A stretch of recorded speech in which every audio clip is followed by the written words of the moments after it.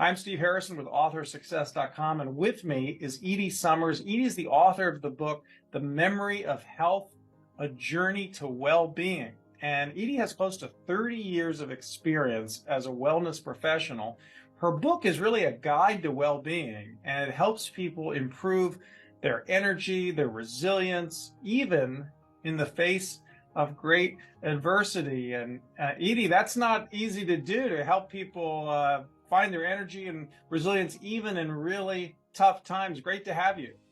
Thank you, Steve. And it's really great to be here. And yes, it can be a challenge, but there's always that silver lining. So it's really important to hold on to hope, regardless of what you've been through. And you know something about that. I mean, there were some things that happened in your life, right, that kind of caused you to write this book.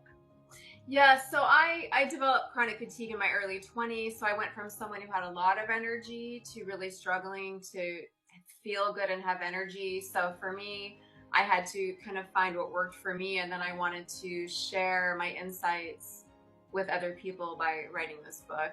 And also, though, it's about overcoming adversity, right? So whether it's a life or health or wellness challenge, hope is really powerful, and so is resilience, and it's helping people kind of find those insights and yeah, just those hard-won insights that I learned that I just want to pass along now. Yeah, and so like what would be maybe an insight or something that you realized in researching this book that surprised you? Maybe it was counterintuitive, maybe it just kind of stuck out as like, hey, this is really important, and Yeah. a lot of people don't think about it. Yeah, so I'm glad you asked that. And actually, it was when I was researching and learning about wellness coaching which is very much connected to this book. I found a quote that says, "Connection is the currency of well-being," and I immediately that struck me so deeply, and it's one of those truths that you just can't get around. And I think we all kind of know what it means too, Hmm. even if we haven't sort of brought it into our lives yet. It's how powerful connection is to yourself, to others, to something greater than yourself, and how that can really help impact your well-being. Hmm. It's the thread of well-being. Yeah, yeah. Yeah, and so like we talk about others and the world, like there's a way I know there's a connection, I as I recall, with your book and your message about making the world a better place. Tell me more for about that.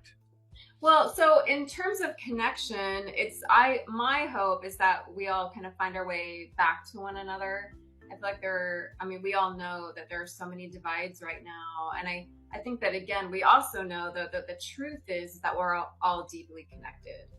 I think we all know that. And so it's a matter of allowing ourselves and giving ourselves permission, I think, to acknowledge that connection. And then how can we rebuild that connection with one another and kind of reweave that connection. So, and also with ourselves, right? Like it's very easy to feel out of touch with yourself, but if you have a health challenge or a life challenge or a wellness challenge, it almost becomes imperative to listen to your body, slow down, and get to know yourself, right? Because that's a path back to well-being.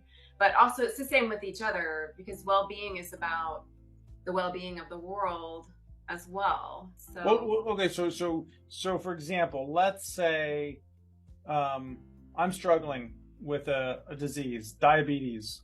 I'm making up, an example, but and okay, so what does that have to do with my connection with other people? well, actually, so diabetes, so it can, if you connect with other people, they can help you keep on track with your health goals.